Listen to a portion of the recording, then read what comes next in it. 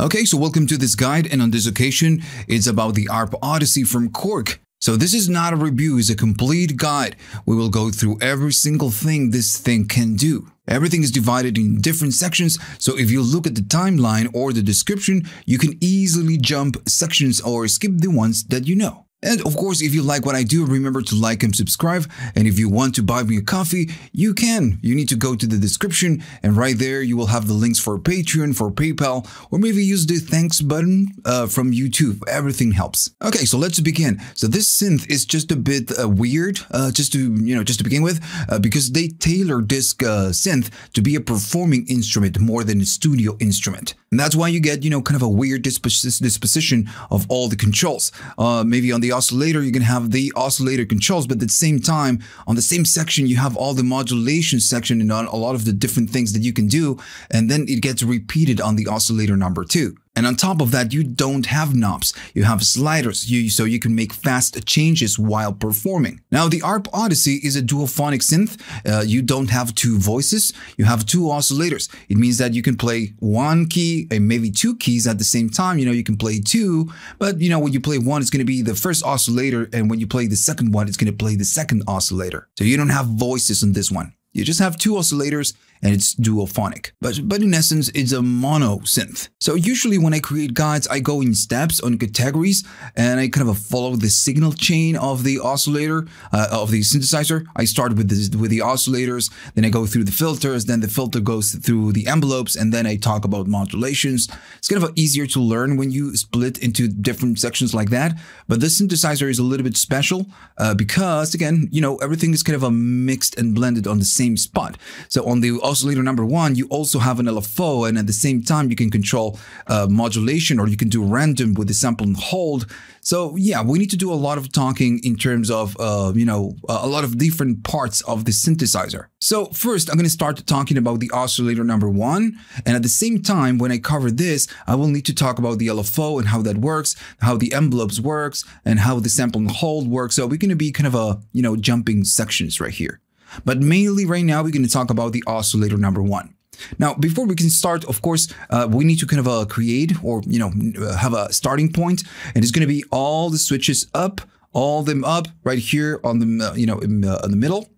And then right here, everything is going to be in the middle. All the switches up, then frequency, the VCF all the way up. This all the way down, no drive. And this one is very important. This one needs to be all the way down. Because if you're hearing a noise, a constant noise, it's not because your synthesizer is just not working. It's because this is a special feature we're going to talk about later. But for now, it needs to be all the way down, same as the drive. All envelopes down and all envelopes down right here.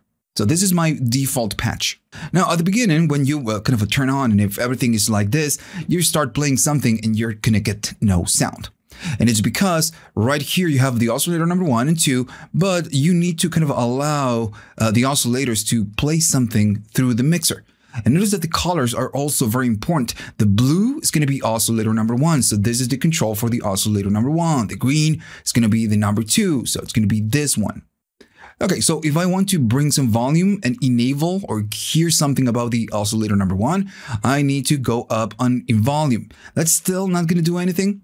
And it's because you have a main kind of a gain or level control, volume control, and it's going to be this one. So if I go up on this one, then we're going to be able to hear something. So I'm going to be using an external keyboard instead of using the keys right now. So everything can fit better on the camera. And right now I don't need to stretch because I'm on the side, I don't need to stretch to use the keys. Okay, so let's talk about the oscillator number 1. So with each oscillator, you don't have a lot of waveforms. You can do saw, and you can see it right there, or you can do a square. And this is where you kind of change what you can do on each oscillator.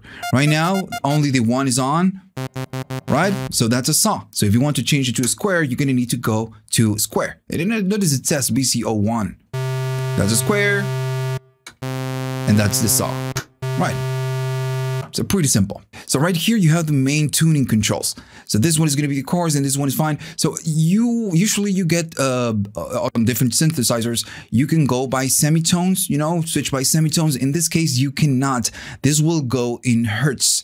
And this one, it's a fine tuning control. It goes in fractions. So maybe having a tuner pedal connected to this is a good idea because you cannot really see what you're doing because you're going in frequency mode, in hertz. So it's a little bit, hard to tune. That's why the tuner, it's a good idea. So if I play something, this will just go and sweep the whole range. And just by, moving this knob, you can create modulations just with your finger. As simple as that. That's why you get sliders instead of knobs, because it's much easier to modulate. Now, of course, the bad part is that whenever you want to tune it, you're gonna need to have a tuner right there. Right now, I'm doing a C, and I'm kind of struggling a little bit. You just kind of get it there. It's gonna be around there, and then of course you get the fine control, and the fine is just gonna be tiny changes, right? So then on the oscillator number 1, you have this switch. Right now, if it's all the way up, it means that you're in normal mode. This is going to be working as a normal oscillator. If it's all the way down, it means that you're going to be turning this oscillator into an LFO. Now, on this one, on this synth, you only get one single LFO, and it's this one, and it's kind of a pretty limited, but you only get one. Now, you have the chance to turn this into a low frequency oscillator, and if I play something, maybe you can hear the clicks. Maybe let me go up.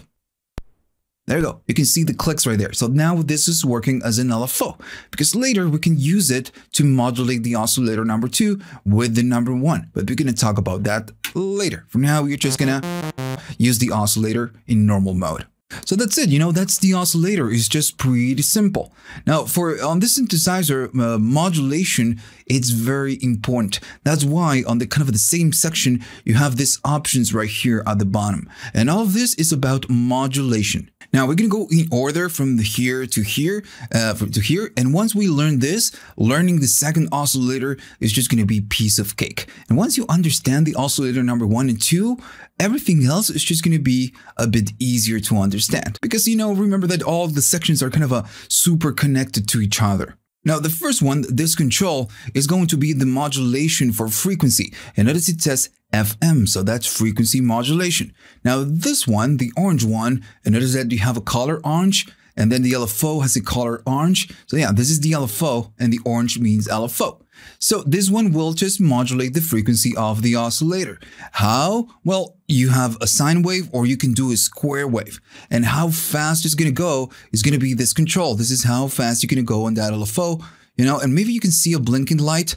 And right there, it's going to, the indication of how fast it's going. And it's kind of, very hard to see, but it's there, if you're, right now you're watching this on a video, but if you're using this live, it's just a bit easier to see. All right, so this is how fast we are going. I'm going to leave it there. And then, of course, this one will do the frequency modulation. It's just going to modulate the pitch. How much? Well, this is the attenuator. If you do nothing, it will do nothing. And as soon as you go up, notice it starts moving, and you need to look at the frequency spectrum. And if you go all the way up, it's just going to go a little bit more crazy. And this one will control the speed. Go slow, or it's going to go super fast.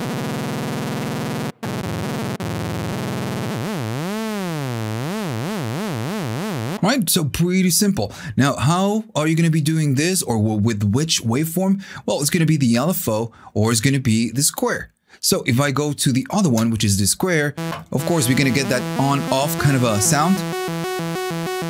All the way up and all the way down. Now, on the other side, you get this control and you get this control. And this one, notice it's a little bit different. It has a yellow. Well, yellow means this section, the sample and hold, or in this case, the ADSR. The ADSR is red, but you can use ADSR on this control to do that frequency modulation. We're going to talk about that in a second. But first, I want to cover the sample and hold. And now I'm going to need to kind of jump sections and talk about how a sample and hold works. And I'm going to be explaining this on very simple terms so everyone can understand what sample and hold means. If you already know what it means, you kind of already know, right? You can maybe skip this section. Now, if you don't know, sample and hold, it's usually associated with the random, just to create a random kind of a modulation. Now, of course, you can use sample and hold with a different waveform and create something more predictable. Now, usually, sample and hold, it's being used or uses noise. because noise is kind of a unpredictable source, you know. So the noise goes all the way down, and you know, we can see it right here. We have a noise generator. If we go all the way on this one, the white color is going to be noise. So notice that with noise, we get a lot of frequencies going up and down. It's very unpredictable. So we can use this one to create random modulations. So how it works is that the noise, or whatever sound source, in this case, we're going to talk about, I talk about noise. The noise goes to the sample and hold, and the sample and hold will take snapshots of that source, and it's going to take it at a rate. Who's going to be deciding the rate? Well, it's going to be the LFO, how fast we take that snapshot. So that snapshot will be used as an instruction to modulate whatever is that you're modulating. In this case, it's going to be frequency. So it's going to go up and down in frequency, and it's going to do it on a random fashion. Now, if I need to put a dump example, or just kind of a simple example, let's pretend that you're on vacation and you go to the mountains and you want to take a picture of a mountain, right? Let's say it's the canyon, and you want to take a picture, and you stand still and you put your phone on kind of a multiple mode, when you press the button and you take a lot of pictures if you're holding the button. Well, if you're standing there and you keep your phone very still and you take 100 shots in 1 second, there's going to be 100 takes of the same picture. You will have 100 pictures of the same.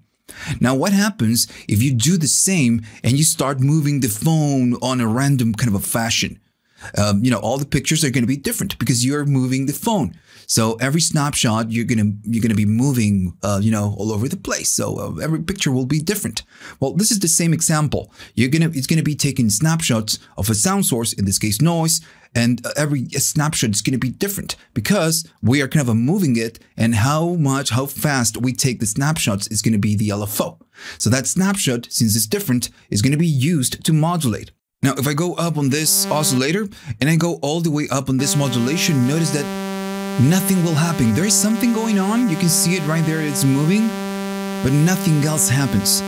And it's because right now we are allowing the sample hold to do a modulation, but we are not using anything as a sound source. We don't have the mountains. We are just taking snapshots of something that doesn't exist. So you get nothing. So right here on the mixer, and it says sample and hold mixer, and then sample and hold is a bit confusing, but that's the way it is. You have a chance to select what you're going to be using as a source. So you can use this one, and remember the white one is going to be noise. So I'm going to, notice it says noise gen. Well, that's it. That's going to be the noise. So if I go up on this one, notice that we don't get noise. But now it's going to be using the noise to generate this random kind of a behavior. And if I go up, notice that we get this random modulation of frequency. Now, if I go all the way up, you're going to start getting a little bit more, right? Now, of course, right now, who's deciding how fast we take the snapshots? It's going to be the LFO. If I go really slow, it's going to be really slow. Now, if I go fast, you're just going to get something like that. Let me go to a higher key. Right. Of course, this is how much we are doing. We can do less. And if I go up, again, we go back to the same thing. We are going super fast, but as fast as this can go. Right. So that's the sample and hold. Now, we are going to be talking about this a little bit more. Right now, we know that we can use the noise to create a random modulation. Right, so I'm going to go all the way down and all the way down for now on this one. Now, the next thing is going to be the other switch. This is going to be ADSR. So you can do the same modulation, but instead of using a random instruction, you can use a control instruction, like an ADSR. Now, if you don't know how an ADSR works, I'm going to kind of tell you right now. If you already know, you can, move the video, just advance it a little bit. Now, an ADSR is attack, decay, sustain, and release. Now, on this synth, you can use as an amp, to control how the volume goes out. You can use it with a AR, which is an attack and release, or you can use it with an ADSR. Now, we're going to talk about this later. Now, in this case, it means that we can do that modulation, that frequency modulation with an ADSR. And for now, I'm just going to go all the way up. And I'm going to be doing something right here, maybe something like that and something like that. Something simple. And on this one, I'm going to do a little bit of that. So when I play a key, right now we are on ADSR mode. If I play a key, notice it's kind of going all the way up and then it's just going down. Well, this is what it does. We are using this instruction to go up and down in frequency. Now, I'm doing too much. This is going to go super high. If I go to somewhere in between, notice that we start on a key, it goes up, and then it slowly goes down. So how the going up and the going down, and then when we release the key, that's going to be the envelope. This is the one deciding that. Now, if you don't know how an ADSR works, I'm going to give you a tiny explanation. Right now, we are just doing a little bit, all right? So if I play a key, notice that we get nothing. And we can hear a little bit of modulation, but it's not super aggressive, and it's because everything's super short. Now, the attack is a time knob, and the decay is a time knob. The sustain is a level knob, and the release is a time knob. What do I mean with this? So this is how long it will take to go up, how long it will take to go down, how if we want to sustain it at some point because we are pressing and holding a key, this is going to hold it at some point, and then when we release the key, how long it will take to go back to the normal position. Now in this case, when we do modulation, it's kind of going from one key up, and then when we release, it's going to go back. So this is going to be the attack, for example. If I play a key, notice it's going up in pitch. And if I do a long attack, it's going to start, go up, and this is how long it's going to take for it to do it. Now then at some point, if it goes up, notice that I'm still holding the key, but it's just dying, right? It's just like going back very, very fast to whatever we had from before. So this is going to be the decay, how slowly we go up until we reach the upper part, you know, the highest part. So if I do a little bit of attack, maybe right there, and a little bit of decay, is going to go up and slowly go down, and it's going to go back to whatever key I'm pressing. In this case, it's going to be a C. So it starts from C, goes up, and then slowly go back. How slowly we'll go back is the decay. Now if I go slower, we can really hear this. But at the end of the day, we always go back to the C note I'm playing. Even though it's just taking a long time, it's just always going back to that C note. Now, what happens if I don't want to go back all the way to my C note, to the original note? I want to stay somewhere in between. That's going to be the sustain. That's, you know, where you want to stay. So if I go, let me just make it faster so we can kind of, you know, it's going to go up and then goes down. Maybe I don't want to go there. So as you move the sustain up, notice this, it's just going to do something. Well, in this case, notice it's not going back to the C note. And if I do it again and I keep it high, it's go all the way up, and it's just going back down a little bit. So you're sustaining the modulation at some point in between the attack and the decay. That's why this is a level kind of a you know, control. Now then, of course, you have the release knob. Notice if I go up and I go down, it's gonna sustain maybe around there. And if I release a key, it's going fast all the way down to the original root, you know, the original key I'm playing. So this is gonna be the released. What's gonna happen when I release my keys, right? So if we provide some release, and this is a time knob, how long it will take to go back to the original when I release it. I'm going to release it, maybe make a long release. Notice it's going to take a little time. Now, of course, if you are using a long release, you need to use a long release on your volume, because if not, you're not going to be able to hear everything. It's going to go up, it's going to go down, it's sustaining at some point. I release the keys, and then it slowly goes back to the original pitch. Right, so that's the envelope. In this case, I believe we are done. It's pretty simple. If you want to go fast, you know, you can use very small amounts.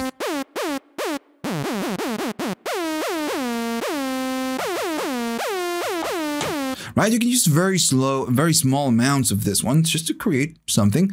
If you're doing something really slow, you're going to get that effect. Now remember that even though you are maybe doing something like that, this is your attenuator. If you go all the way up, it's going to be much aggressive, but you can maybe go down on this one and do just a tiny bit. Right, so notice that we have the first one and the second one covered. And again, I'm going to go all the way up and all the way up so we can be kind of on the default one. And I'm going to go all the way down on the ADSR. So now we're going to talk about these controls. And notice the colors again. This one is blue. It means that it's going to be affecting the oscillator pretty much how it behaves, how the waveform behaves. And then this one is the LFO, right? So this one is going to be pulse width. Now, if you don't know what pulse width is, in this case, we are using a saw. So this control, if I move it, nothing will happen. Nothing will happen. And it's because you can only change the pulse width of waveform when you are on a square or a pulse. Now, nowadays with digital, we can kind of change the width of everything. But in this case, on this synthesizer, this controls become available only when you're working with a pulse. Okay, so now at the bottom on the oscilloscope, the orange one, notice that we have a square and it looks like a square. So when we are using a square, this one, it's going to make it just narrow. And notice it sounds a little bit different and it's super narrow. And if you go all the way up, it's going to be super thin. So this is going to be like the manual control. You can modulate it from here and you can do manual modulation. All right, so that's it. That's what it means. Now then in the right side, you're going to find this one. So this will pretty much modulate this control up and down. With what? Well, with an LFO, you have the switch right here, or you can modulate it with ADSR, just like we did with the sample and hold one. So I'm going to be doing something right now, and I'm going to be going up. I'm going to go up, and notice that the modulation kicks in.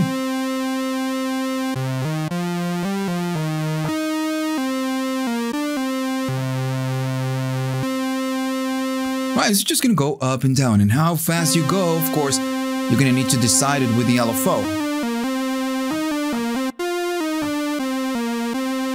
Right, pretty simple.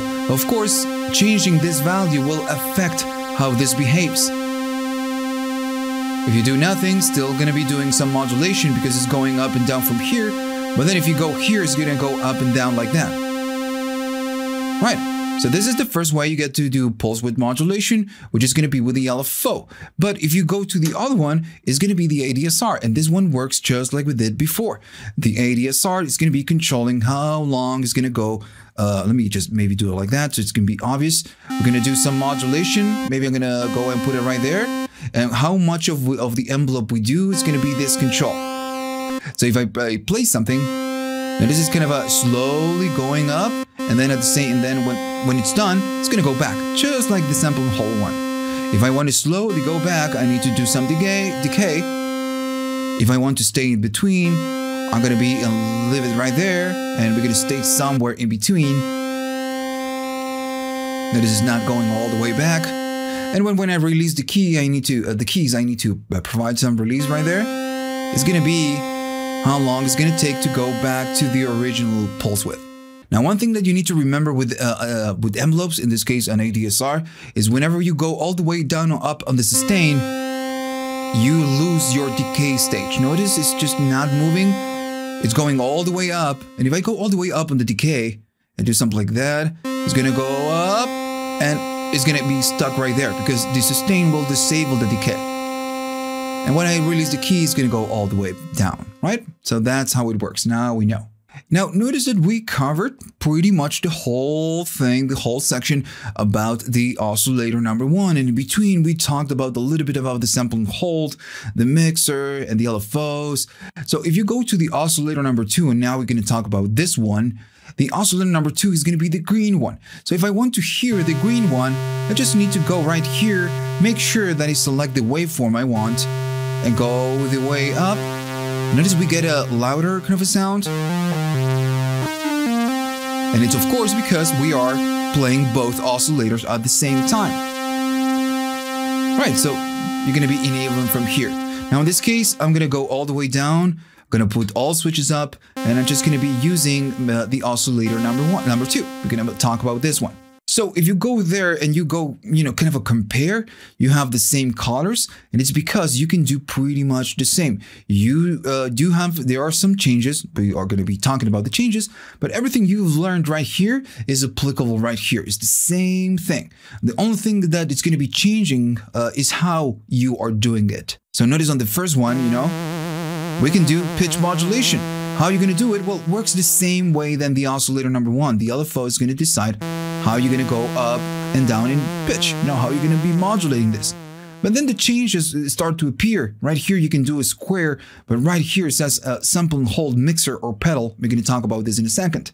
And then on the other one, this one is the same one, sample and hold or ADSR, sample and hold or ADSR. So it works the same way. And then in terms of the pulse width, it says LFO, ADSR, LFO, ADSR. So it works the same way. So the only thing that we need to learn on the oscillator number 2 is going to be what this is going to be doing. Oh, sorry for that. Let me just go down on the release. What this one is going to do when we go right here, and we need to do some talking right here, and I need to do some explaining because it's a little bit different than the sample and hold we have right here. And what is going to happen with this switch? Notice that this is different from the other one. This one, it says sync off and then sync off, sync on. So we need to talk about oscillator sync. Right, so let's first talk about this control. You said sample and hold mixer or pedal. And it's a little bit weird. Okay, so first, of course, you can connect the pedal and control the modulation with the pedal. Well, you can. You have it at the back. That's pretty simple to explain. But then it says sample and hold, and it says mixer. Why it's just sample and hold mixer and not just sample and hold? This is just going to work a little bit better, a little bit different. Right now, of course, this one it says sample and hold. So we know when we go to the oscillator number 1 and we provide some modulation, we need to provide. And this is using the sample and hold. We need to provide an instruction, and the sample and hold will just kind of get that random sound that we want. It's just taking the snapshots. We know this. Now, if I go to this one and I go up, we are going to be doing frequency modulation, but it's not going to use the sample and hold. It's just going to use the sample and hold mixer. I know it sounds weird. But in this case, when we go to the mixer, we are allowing some sound to come out of the mixer.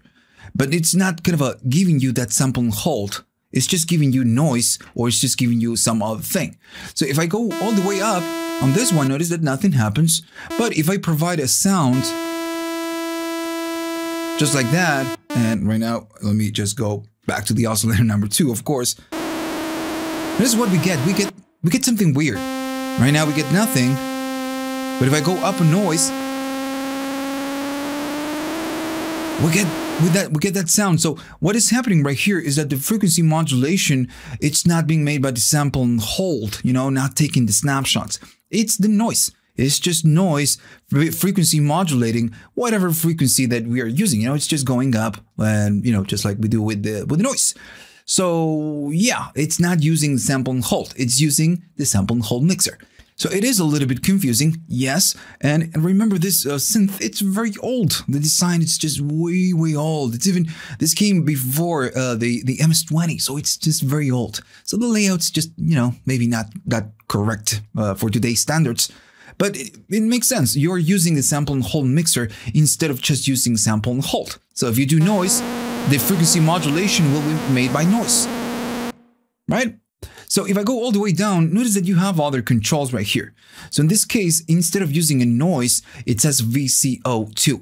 So what you can do, you can go to VCO2, and now the frequency modulation is going to be made by the same oscillator. So you're frequency modulating this oscillator with the same oscillator. What do you think is going to happen? Not much, because you're using the same oscillator. But that's fine, that's understandable. Now I'm going to go back all the switches up. Now then, if you go to the other side, it says blue. Now, blue means the oscillator number 1. So instead of using noise or the oscillator number 2, we can use the oscillator number 1 to do frequency modulation to the oscillator number 2. And that's, different. That's cool. So if I go up, right now, we are going to be getting oscillator number 1 in SAW. And we get that sound. So yeah, we are doing frequency modulation.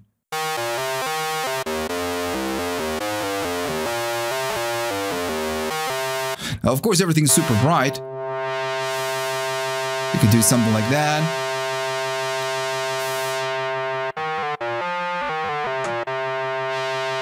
Right, so we are doing frequency modulation with the VCO number 1. Now, of course, we can use pulse to do the frequency modulation.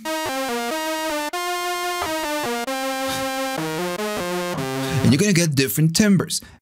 Now, remember that you can use a combination of both. I like it a saw.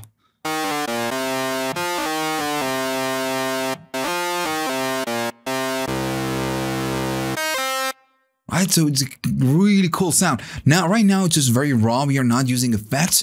Maybe you're going to be adding a little bit of reverb on posts, because if not, it's just super dry. This with effects like delays or reverbs is fantastic. It's something that you need to use with this synthesizer. You pair it with effects. But yeah, you can do this, and you can also do noise at the same time if you wish. It's just gonna, again, give you different sounds. And this is what this synth is all about. Just giving you different sounds. Because right now, we are doing this. Maybe I can go something right there. But remember, I can go down on this one and just use the oscillator number 1. And I can even do another faux on this one.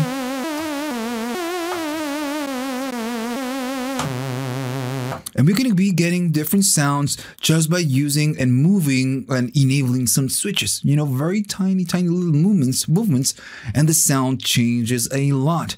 This is kind of the vibe of the Arp Odyssey. Now, in this case, we know what this does now. So I'm going to go all the way down.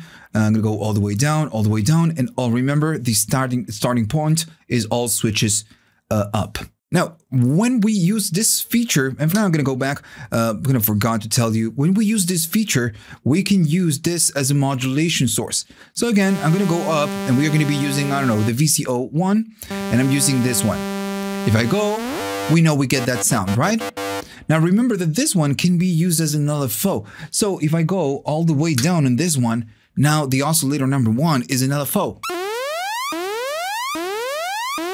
Notice it goes a little bit different because this is super slow, and we do that modulation. I'm using a saw, so it goes up, down, and it's just, you know, going up and down in frequency.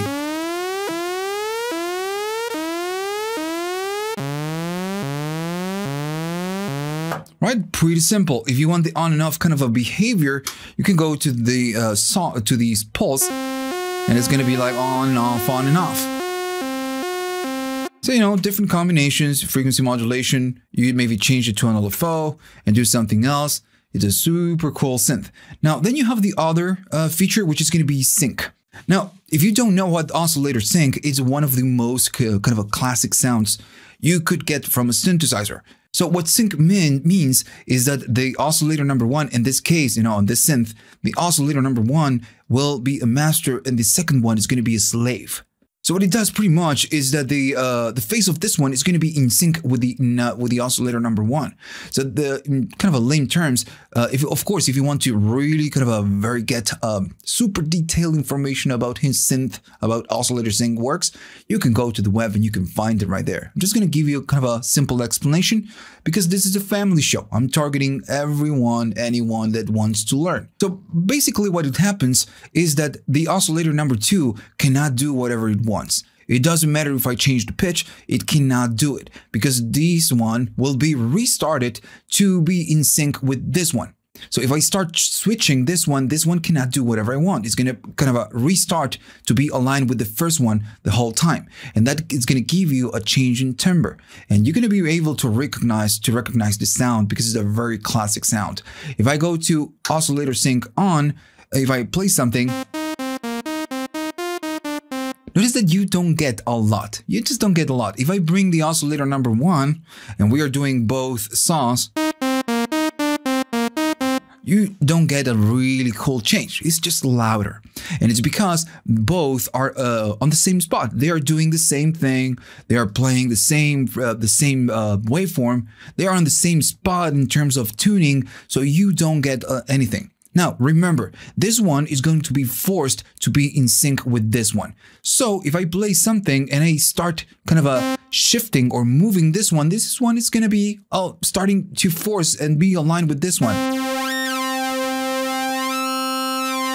you're gonna get, you know, that kind of a cool sound. And the only thing I'm doing, I'm just, you know, changing the pitch. Now remember what I told you, this one cannot do whatever it wants. So when I play something, it's always going to be kind of in tune with the oscillator, whatever the oscillator wants doing. So even though if I change it, we kind of be always in tune. Because again, it's the phase of this one is restarted to follow this one. If this one is on C, this one is going to be around C. That's why when I go up and I change the tuning, I always get kind of a C.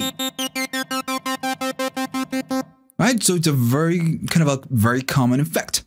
Now, oscillator sync, you can use it like that. You know, just go right there. Maybe you're gonna go and maybe make this one square to have something different.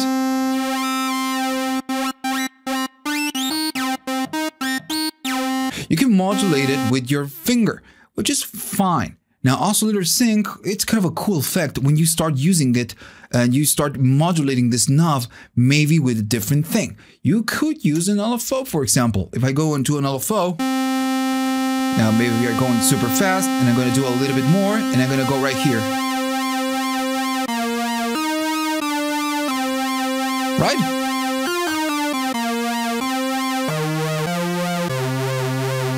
And you get, you know, this, you're moving this frequency up and down and you get, you know, this cool sound. It's a very vintagey and cool effect. Now, another thing that you can do, maybe I'm gonna leave it right there, maybe right here. Another thing that you can do, you can use, of course, something else to modulate this control. Notice that we have sample and hold, so maybe we can use sample and hold. I'm gonna go all the way up.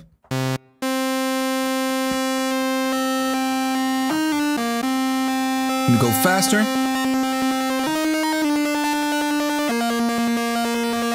And remember, we are using noise. We can even use this oscillator and use a combination is number one and this one.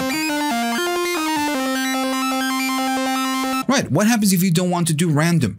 So the most classic way to do, you know, oscillator sync, and it's going to be with an envelope. So the envelope, whenever we play something, it's just going to go up and down following whatever envelope. And this is going to give you that classic oscillator sync sound. For example, if I do something like that, notice that we kind of get it. I'm doing a lot. That's why it's going super high in frequency and then going back. Maybe we can stay somewhere in between, and we are going to be getting that sound.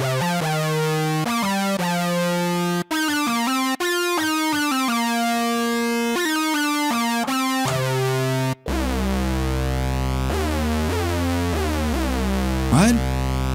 So that's a very vintage sound. And this is another thing that this synth can do. It can give you those vintage kind of old school sounds.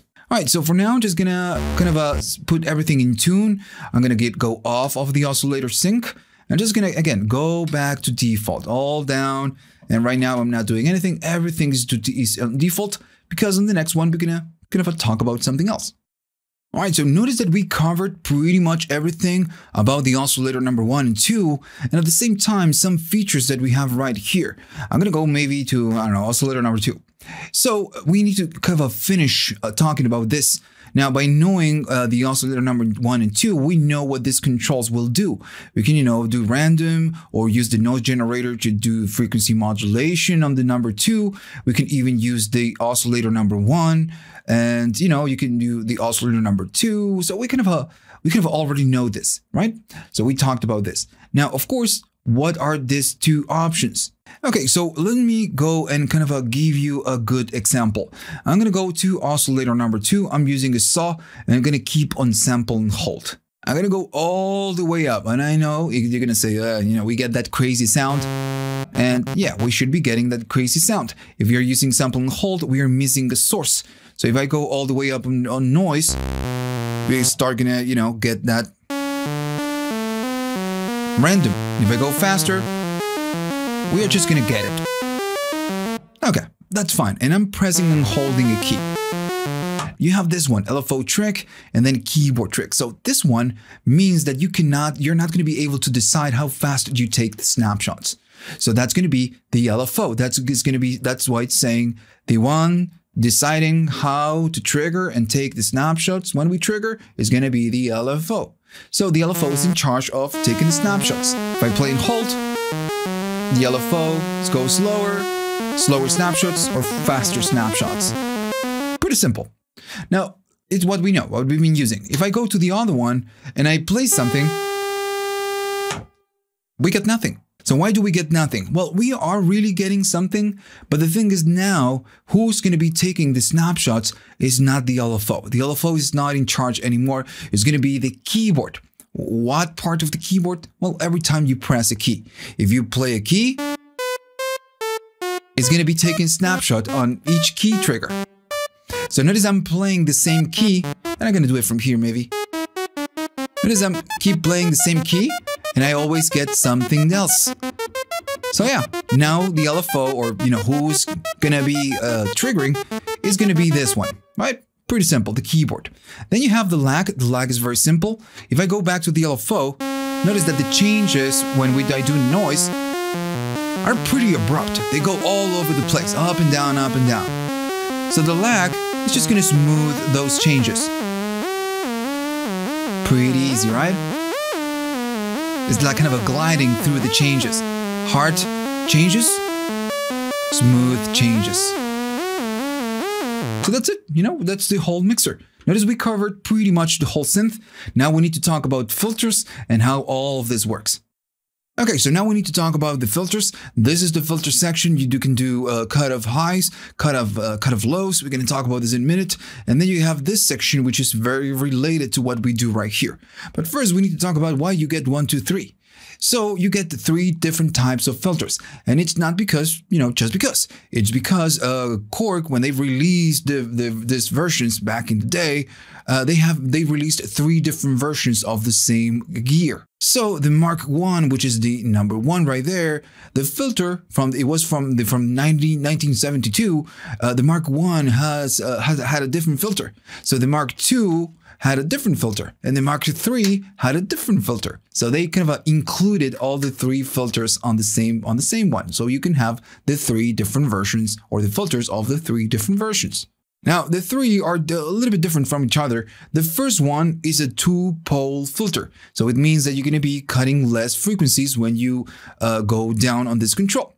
Now, of course, it's going to be a little bit louder, and it's just not louder. It's because you cut less than the other ones. Now, this one, the second one, it's more closer to the Moog filter, is a 4-pole filter, which is, what the Mini Moog had. And then the third one is just the same, a full 4-pole filter, but it's a different design, and this one kind of sounds more Moogish than the other ones.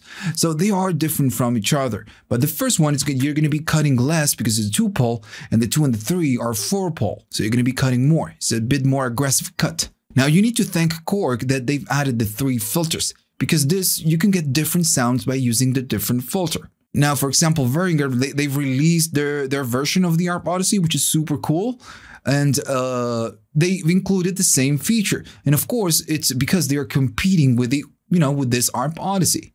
So they've included to compete. So if you have the Behringer one, you need to thank KORG because they made this decision. So okay, so you have this section and this section, right? I'm gonna be maybe playing something. Let me just do something like that. Let me go to an AR, kind of made a mistake right there. I'm using this one as a main envelope, AR, right? Okay, so what do we want to do? We want to cut frequencies. That's what this knob is all about. And this is why this is a subtractive synth. You subtract the sound that you don't want. You dispose it. What you dispose is going to be higher frequencies. I'm going to be on the 1. So as I go down, it's going to be cutting those frequencies. And until, we get almost nothing. Right, so pretty simple. Now on the spectrum, you can see how it's doing this. And this is a 2-pole. Now then you have the other ones, and notice that the other ones, as soon as I start cutting, notice that the curve is a little bit different. And it's just a little bit more aggressive. And if I go to the first one, notice that the first one is louder. And it's not because it's louder, it's just because we are cutting on a different way. And if we go down, we cut super aggressively. If we go to the third one is going to be a little bit different, the curve, but what is different than this one is going to be the resonance.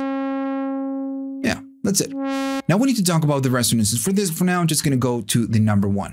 Now the resonance, if you don't know what is on a filter, is going to be a bump, kind of a curve, just a peak on the break point of the curve. You know, I'm going to be cutting something. Now the resonance, we're going to be adding a peak at some point. Notice that maybe I'm getting it right there. You can see the peak right there.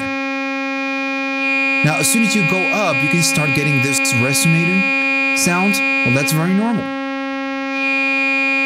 Now, if you cut more, we just do it like that. You can do those sweeps.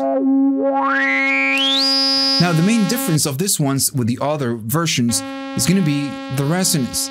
That's why I'm telling you this is a lighter filter. Notice that maybe I'm going to go all the way down. I'm going to be cutting something like that, for example, something that we can see. And if I go up, notice on the spectrum that as we go up on the peak, the lower frequencies are going down. So we get less of the lows and more of the peak. This one is super resonant. But the lows are just going down as they go up on the resonance. And it's very normal with the lighter filter. Right. So what's going to happen with the other one if I have something like that? The other one is going to be even more. Notice that they are super different, especially when we use the resonance. You know, we got that classic sweep. Right, so that's it. That's pretty much what we get. Now, I'm going to go back to the one, and then you get this one. So this one is going to be cutting low frequency. So maybe I'm going to go to something low, and I'm going to go up on this one, and it's going to start cutting. Notice that it will attenuate or just cut the lower frequencies. That's why it says HPF is a high pass filter. It's going to cut lows. So we can do a little bit of cutting off the lows, a little bit of cutting on the highs, and maybe a bump right there, maybe using a different filter. And you're just going to be getting, of course, different sounds.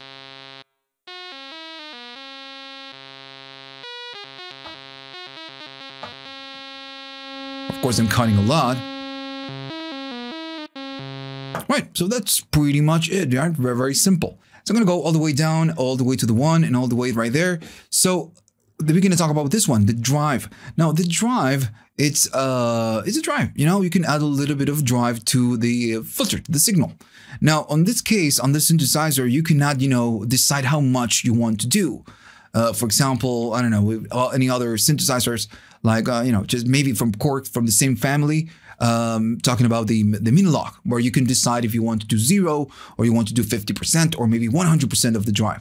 This one is all the way in or all the way out. And this one will give you a drive and it's going to get louder.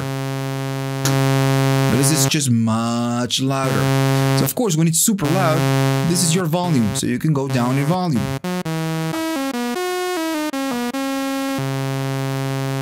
If I go off, just, not that loud. But again, you can add a little bit of drive to your signal. So the filters are very related to the mixer. Now, we kind of already talked about the mixer. We need to do a little bit more talking because we have one knob right there, one slider we didn't talk about. But then the filter is very related to this section. Notice it goes right here and then, feeds right there. And right here is kind of giving you how it works behind the scenes. It goes to the audio, whatever generates the sound. Then it goes to the filter, then to the high pass, and then it's going to go to the out, whatever whenever it comes out. So this, it's controlling how the cutoff is going to be modulated. So notice that you get colors, and this one is red. It's because it's talking about the envelopes. And this one is yellow because it's talking about the sample and hold. So this is how we can modulate the cutoff of the VCF. Now, of course, if I play something, this is going to be how we are going to be modulating this frequency knob. So you can use envelopes, you can use an ADSR, or you can use an AR. In this case, just like we did before, I'm going to be using an ADSR. How much of this you want to do? Well, you can go all the way up or maybe somewhere in between. In this case, I'm just going to go all the way up. So all the way up means that you're going to be modulating this up and down every time that you play a key or the envelope gets triggered, which is when you play a key. So, okay, so we're going to be going up that match and we are going to be using the ADSR to control this. So right now, if you're all the way up on the VCF, you get nothing. I'm going to go down on the VCF because this one is going to be modulated up and down with the envelope. So if I'm going to be putting it right there, Notice that we get a very short instruction, but we get a sound, and it's because, you know, everything is to 0, so we get a click. So if we decide, notice that right now we get that wow. It is because we are using the envelope. We can do a little bit of release. I'm using something very long right now.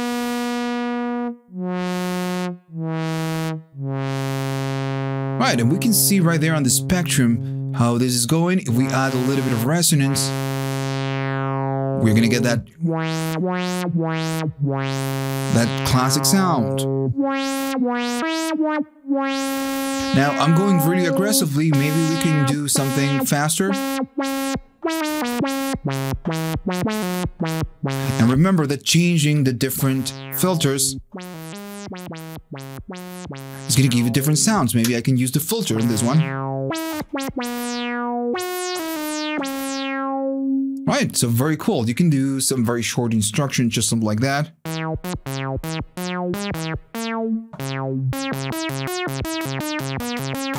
Right, so you're using this one to, of course, do some modulation. Pretty simple and easy. I'm going to go back to this and all the way down to the drive. So we get that. Now, of course, right now, the envelope, the modulation is really aggressive. This is the attenuator for that one.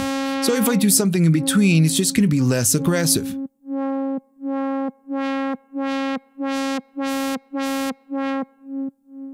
Right, so pretty easy. Now, what you can do, you can use an AR instead of an ADSR. Right now, we are using an AR to control how the sound comes out. But you can do the opposite. You can use an ADSR to control how the sound goes out of the synthesizer. Maybe do something like that. And control the filter with the AR. And the AR is the same as this one, but this one, you know, has a tag and the release. That's the only thing that you can control. But it's, at the end of the day, it's just pretty much the same thing. Of course, you get less control. In this case, I'm going to go back to the ADSR in this one, and I'm going to control the amp with the AR. Right. So I'm going to go all the way down on this one, and I'm going to go all the way down on this one. Now we need to talk about the sample and hold. So we know what sample and hold means. Is going to be using this instruction to do some modulation. If we are all the way down, this cannot, you know, it's not going to be able to move it all the way up. So we're going to need to go right there. Now remember that the sample and hold needs an instruction in order to work. So if we wanted to do random, I'm going to need maybe to go to the noise. And notice that we don't get anything. On the spectrum, we see something that is going on right there. But this is just, we need to go up on this one. Now, if you want more modulation, of course, when you press a key, you're going to need to go up on this one and do something right there on your main envelope. Yeah, that's it. What you get is just a random modulation of this one. Pretty simple. Now, if you want something more predictable, you can use an LFO. I'm going to go to the LFO. And now this is going to be the control. So I'm going to be going and make it this slower.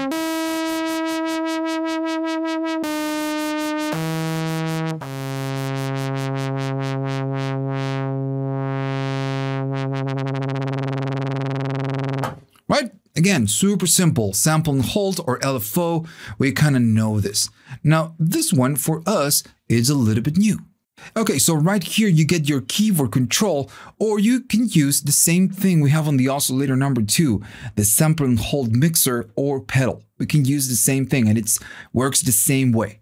Now, if you're not using sample and hold mixer and you're just using the keyboard CV, it means that now it will operate on a different way. And let me just show you, because maybe you don't know how this works. Let me do no resonance, and I'm going to be doing a lot of cutting. Maybe I'm going to go something like there. So if I play a low key, it's just going to sound very dark because we are cutting a lot. If I play a higher key, it's going to sound very dark because we are playing a high key. And it makes total sense, right? We are cutting a lot of frequencies. Now, right now, this control, what it's going to do is going to kind of invert the instruction, kind of create an envelope, let's say an envelope, and it will say, okay, so if I'm playing low keys, I'm going to keep cutting the way you're cutting. And for now, let me just do something like that. And no, I'm gonna go over there. So okay, so now we are just playing low key, still cutting the same way. Now I'm gonna go up, and it's still gonna cut the same way. Now this what it does is gonna pretty much say, okay, so if we play low keys, I'm gonna keep doing the same thing you're doing, but if you play higher keys, I want you to modify this control and move it up by some amount. So now if I play a higher key, it's gonna be much brighter because the filter is just kind of opening a little bit more. If I go all the way down, the higher keys are dark. If I go up, the higher keys are bright. So what do you get this? Well, maybe you're playing something with low keys, so the low keys are just gonna kind of remain a bit more constant, but the higher keys are gonna be a little bit more bright. So you have a different range. And again, it creates an envelope, and in the envelope, it's going to be something like that. The lower keys are going to be kind of on the same spot, or maybe even lower, and the higher keys are just going to be a little bit high, a little bit more high on the cutoff. You can just create a combination of this. You don't need to go all the way up. You can do a little bit, and then use your envelope to provide some kind of instruction. And again, you just need to work around with this. Maybe you want an LFO.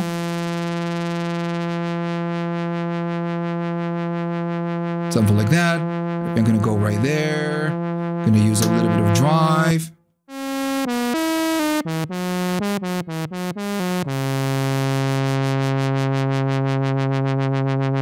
Now if I go lower, now the higher keys are gonna be brighter. And the lower keys are just gonna be not that loud.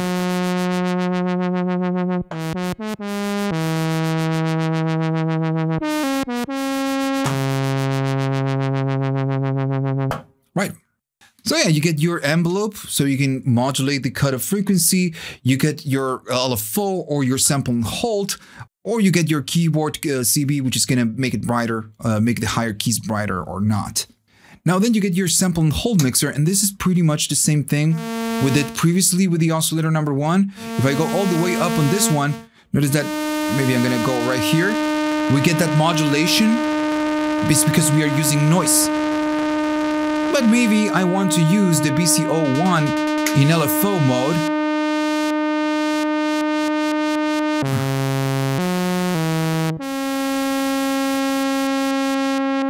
And we are using the oscillator number 1 as an LFO.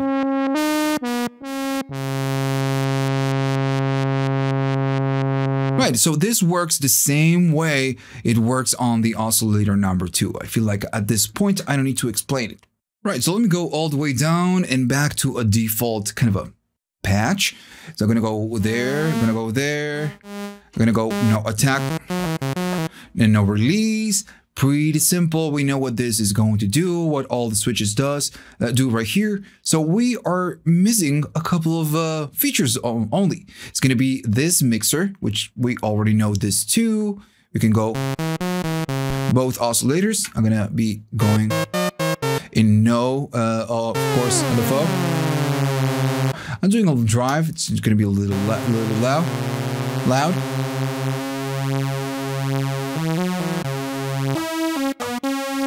Right, so pretty simple. We are using both oscillators. Now we need to talk about this control. We know that this is going to be noise. So you can do a little bit of, your oscillators and a little bit of noise. But then you get the ring mod. So this is just going to apply ring modulation. Now, right now, we are playing both oscillators. They're kind of on the same spot. We are not doing anything else. So if I go to ring mod, you're going to get something like that. And notice, take a look at the oscilloscope and the spectrum right there, how different it is.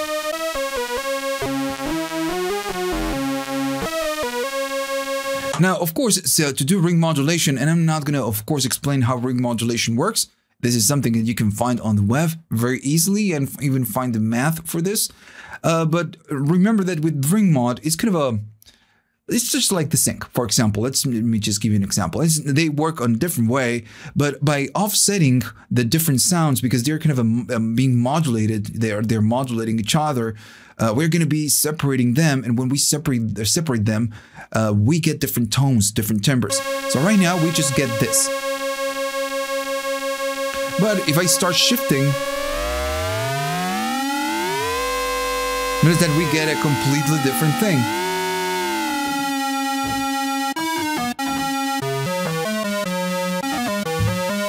And now we get different sounds. And now we're gonna go and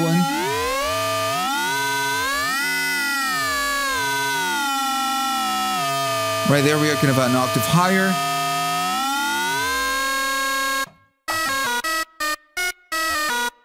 And you get different tones. Now at the end of the day, you can do the same thing.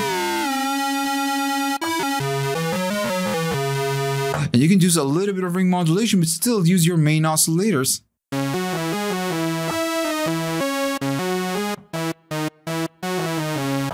So yeah, that's it. The ring modulation, it's pretty unusable, you know, useless, but once you start shifting and offsetting the oscillators and they should sound a little bit different from each other, you're gonna get these really cool tones.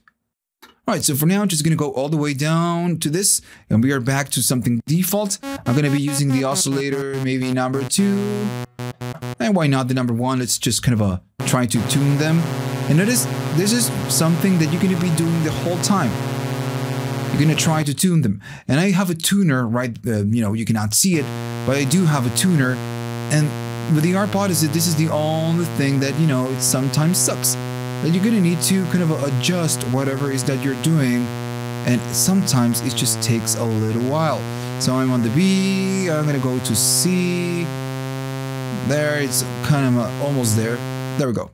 So now you need to go to the other one if you need to kind of set it in tune. Now this one is doing a C sharp. So I'm gonna go down and now we have a C. So they are both on Cs. So yeah, and this is something very common. You know, you're just gonna be spending some time just doing a little bit of tuning. What do you expect? This is a very old equipment. If you wanted some vintage sound, that comes with the vintage sound. You know, doing a lot of manual, just going up and down. That's how it works. Okay, so we are done with all these options, the filters, the oscillators, this. We just need to talk about this and we are pretty much done. Now, notice right here that you get the envelope, and this is the voltage control amplifier. Okay, so this is how when the sound comes out. Now, of course, the envelope, it's controlling how the sound comes out. Right now, we just have an AR, which is attack and release. So if I play something, it's going to slowly go up. And then at some point, if I'm sustaining keys, this of course has a sustain stage and you can see it on the icon right there or the drawing. And when I release the keys, it's just gonna slowly go down. Of course, this is how envelopes work. You can use an AR to control how the sound comes out from your synth, but you can use an ADSR, which is this one. Now, if you're all the way down, you're just gonna get clicks. But in this one, now you have a bit more control. Notice I'm sustaining keys, but the keys are not really sustaining. I'm just sustaining right there. It's super low. Of course, if I do something like that, it's going to sustain a little bit more. And if we go all the way up in the sustain and all the way up on the decay, we are doing pretty much an AR. So yeah, we are using it on the same way. But you know, you can choose to use an AR or a combination, right? This one maybe it's going to be an AR. And this one is going to be an ADSR, so you can have a free kind of a spot on the AR to use it with your filters. That's why you get it, because sometimes, and it's something that you get, for example, with the MS-20. I want to say it's a problem is the way it works. Same envelope that controls the amplifier, the sound that comes out, is the same envelope that controls the filter, the cutoff modulation. And sometimes that sucks because you want to control the filter on a different way of the volume. So it just sucks a little bit. Doing a little bit of patching on the MS-20 kind of fixed the issue. But right on this one, it's really cool that you can choose. Because if you want a more basic sound, you can use an AR. But then if you want to do something more kind of in-depth or particular, you can use the ADSR and have more control of what you do right here. Or, the opposite way. If you want more control of whatever that comes out, well, then you use the ADSR and you use the AR to control your filter if you're using it. All right, for now, I'm just gonna go right here and leave it on AR, everything up. Now we just get the default sound. This one is gonna say VCA gain. So this is pretty much, notice if I open it, if I, go all the way up, we're just gonna get it. So what the F is going on? And I'm not playing anything. So what this does, this pretty much controls the envelope in this case. We are going to get it. Notice that we get it. So this is kind of a going in volume. And it's going all the way up. Now the envelope is still reacting. With some synthesizers, when you go all the way up on this control, or maybe on a similar control, you disable the envelope. So when you play something, it's not going up in volume, you just change frequencies. Now in this case, what it's doing, it's just kind of applying some gain, so you don't go full silent when you're not playing keys. And this is because behind the scenes, how a synthesizer works, mostly on any synthesizer, the oscillators are not triggering or are not playing whenever we play a key. They have a constant, they are working constantly. So that's why I go all the way up and I play nothing, so the oscillators are outputting some sound. When I'm not doing, I'm not cutting the volume all the way down, I'm not going to full silence. So this is kind of opening that, and it's letting the sound of the oscillators pass. The only thing that's going to change is that when I play a key, it's going to change the frequency that they will reproduce. But this is not in the way. It's not saying, okay, I want to do something every time I play a key. And notice that in this case, we are using an attack and release. If I go to the other one, notice that the envelope is working, is super short. If I go to the other one, notice that it's sustained keys and we get a rise in volume. So the envelopes are still working. This one is just opening a little bit more, but the envelopes work. So what you can do on this one, you can maybe go right there and have something in the background constantly sound, having a constant sound. And whenever you do this, and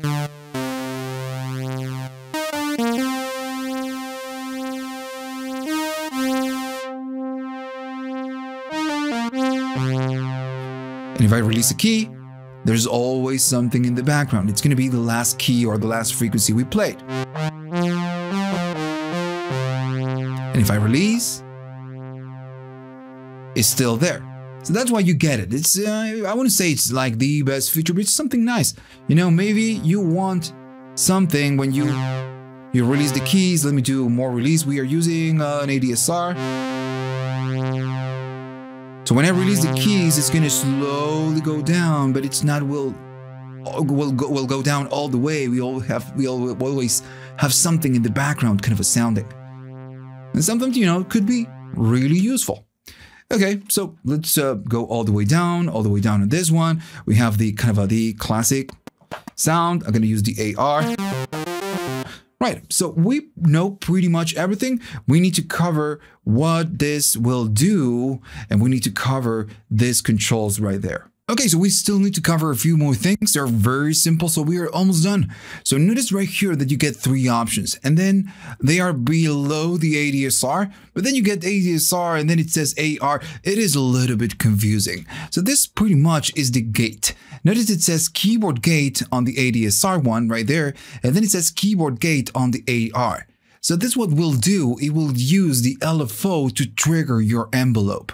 So if your envelope is doing something, your LFO is doing something, that envelope is just going to get triggered. So it's like, using maybe a sequencer. I want to say a sequencer, kind of an arpeggiator on just one key. So whatever you're playing, it's just going to on and off that sound. It's going to turn it on and off that, that envelope. And let me just show you. Right now, we are not using the main out, the AR. We are using, the ADSR. We are using the AR. So I'm going to go right here. And if I play a key, right, we just get a constant sound. And I'm playing and holding. So as soon as I do this, it's going to do that. It's open and close this envelope. Now, if I go much slower, it's going to be slower. If I go faster, this doesn't mean you cannot change keys. It's the same thing. It's just opening and closing the envelope. That's what the keyboard. That's what it says gate. Now, right now, I need to press and hold in order to kind of sustain that repeat. Well, this button, it says it's connected to this and it's connected to this. And it's because this function does the same for this one or for this one. Right now, we are using the AR. So as soon as I go right there, notice I don't need to play a key. The only thing I need to do is just play a key and it will change the frequency. But, you know, we don't need to press and hold. It's just going to do it for us. That's why it's called auto repeat. All right, so for now, what is the difference with this one? Well, it works the same way than this one. The only difference is that now we can hear it because we are using the AR to control the amp. But if I use the ADSR, the same thing is going to happen. Of course, it's super short because the envelopes are super short. But if we do something like that,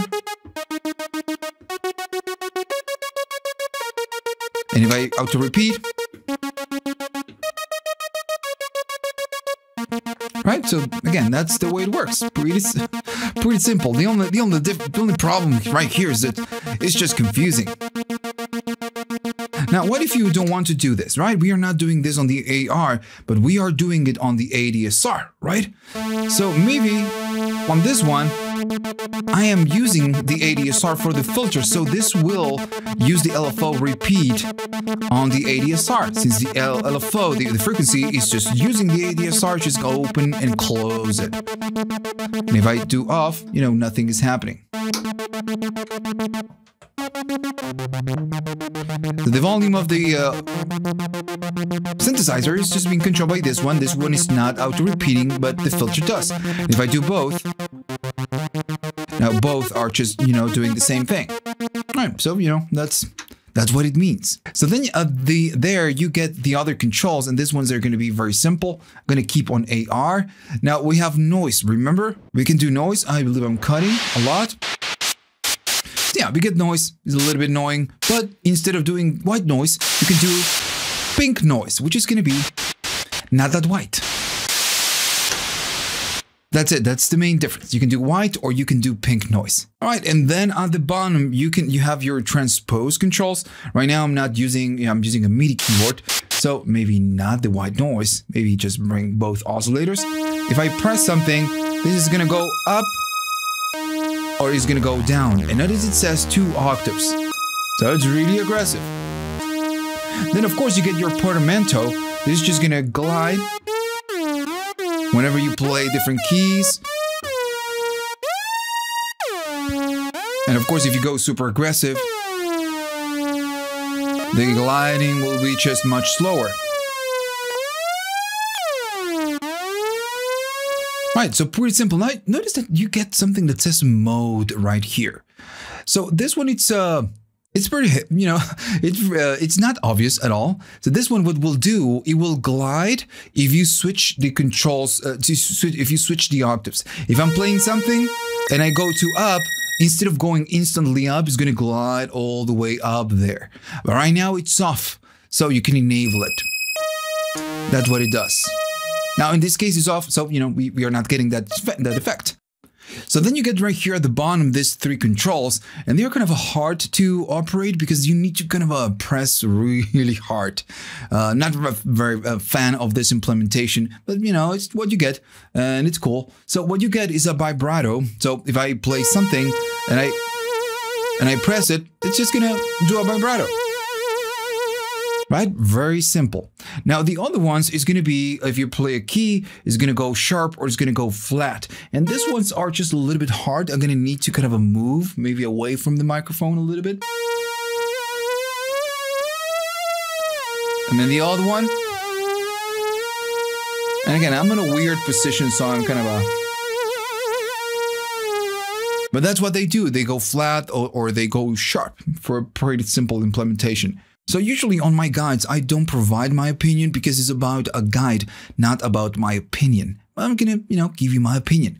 Now, if you're looking for a synthesizer that gives you that 70s, almost 80s vibe, this is gonna give you that. This one, the MS-20, for example, maybe the Arp Odyssey, I'm sorry, not the Arp Odyssey, the Monopoly or Monopoly, whatever you want to call it. Those ones are just 70s, 80s vibe. They're going to take you there very easily. This one gives you this vintage tones, that vintage kind of a modulation and kind of a workflow. And the main thing right here are the filters, how they work and how you can, do all those modulations. And this is going to take you to 70s town for sure. It's a great synth. The Varinger too. The Varinger is a great synth and it gives you just a little bit more. Of course, it's just highly priced. But this one is just going to take you there. It's going to give you vintage tones and it's just very easy to use and very fast to use when you learn all the controls. And it can give you very simple kind of a sounds, classic sounds, or kind of a weird sounds with all the modulations that you have available. So yeah, in my opinion, this is one of my favorite synths. This, the MS-20 and the Monopoly or Monopoly, they're fantastic. The Varinger one is just a fantastic synth. If you can get, of course, the Monopoly or Monopoly, the original one, it's a must-have. If you like this kind of a vibe, if you are doing, I don't know. If you do trap or, I don't know, dubstep, well, I don't know if this one is going to be helping you a lot. It's going to give you some tunes, but you cannot create a whole track just maybe with this one. You're going to need to do sampling and you're going to need to go to a plugin. But if you want to create a 70s vibe, kind of an 80s track, you can do pretty much everything with this synth. You can do bass, you can do leads, you can even record different parts and do, the pads and you do keys. So it's just a great synth. Of course, if you do keys, you're going to need to record it, to record it multiple times or just record 2 tracks. All right, so that's it. So remember to like and subscribe. And if you like what I do, remember that at the bottom, you can buy me a coffee. You have links to PayPal. You can do the thanks button from YouTube, or maybe you can go and check Patreon.